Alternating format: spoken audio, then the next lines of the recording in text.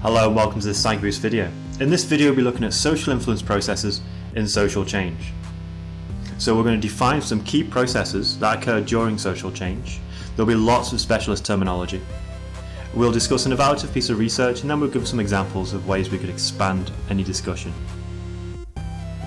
1, 2, 3. So what's social change?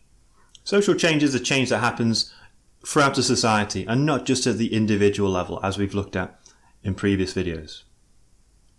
Now, minorities can change the position of members of the majority via consistency, flexibility and commitment, and we looked at that in the previous video. We also mentioned the snowball effect. So this is a process that happens as the minority changes the views of wider society. So members of the majority slowly convert over to the minority. But as the minority grows in size, it starts to attract new members even faster, until it grows so large, it's now the majority.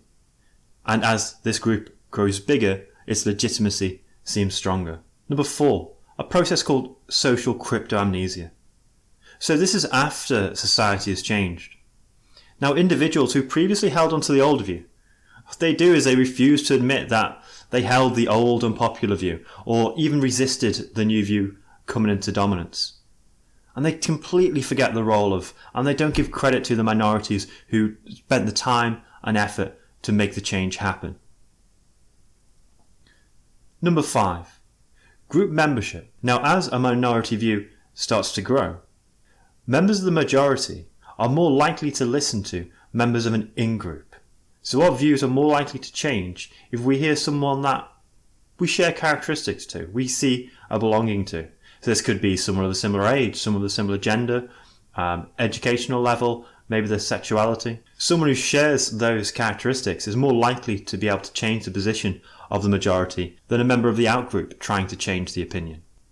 And you can see here an image on the right hand side, which I found online, of people attempting to put this kind of effect into action, and see a white person standing in solidarity with the civil rights movement. This is likely to make other white people take the civil rights movement more seriously. As mentioned in the previous video, informational social influence is the mechanism most often used by minorities. They're going to use reasoned arguments to try and convince members of the majority, and this has the benefit that it leads to internalization, so a permanent change in beliefs. And we shouldn't forget, governments can bring about social change very quickly in the majority of the population by changing the laws and then enforcing those laws.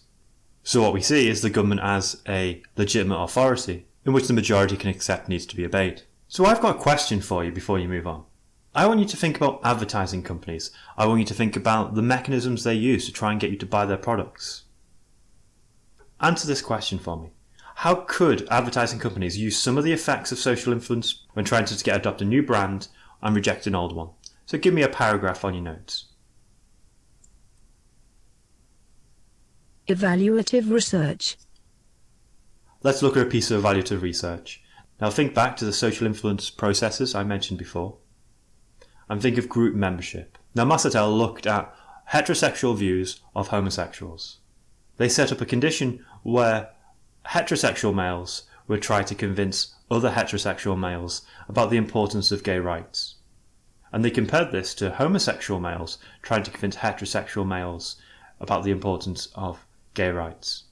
And they found that men who self-identified as straight would be more convinced by other men who are heterosexual than they would be convinced by homosexual men in changing their opinions. So this shows the importance of a group membership in minority influence. Now we could apply this idea to a number of projects in the real world. Imagine we're trying to reduce gun and knife crime in maybe underprivileged communities. We need to make sure that those messages are being delivered by members of that community. Because if someone just walks in and it isn't seen as part of the in-group, whatever they have to say will be rejected. And it does also raise a problem. Members of a minority group who are often victimized, they're not going to be listened to by members of majority who then see them as an outgroup. So this might mean that issues and problems that affect minority groups just simply aren't going to be resolved unless members of the majority take on those ideas. So how can we build our evaluation? Well, we can give some really good examples of situations where social influence processes have been put into effect. So for example, smoking in public places like pubs was common but was changed really quickly due to the legal changes and fines. Green issues like climate change developed relatively quickly over time, as better knowledge about what we do to the environment is impacting our lives and impacting the planet. And this knowledge has been transmitted mainly by informational social influence. We can think of the suffragettes, who suffered force feeding to show their commitment to women getting the vote. And this was via the augmentation principle. And all this has impacted on attitudes and behaviours of the majority in ways that previously might not have seemed possible. Okay, hopefully you enjoyed this video. If you did, please give me a like. If you haven't already, click subscribe to be updated with new videos. And also, if you have any questions about the content covered during this video, please drop a comment in the comments below. If you see a question and you think you can answer it, then please give that a go as well. Thank you very much. Until the next episode of PsychBoost.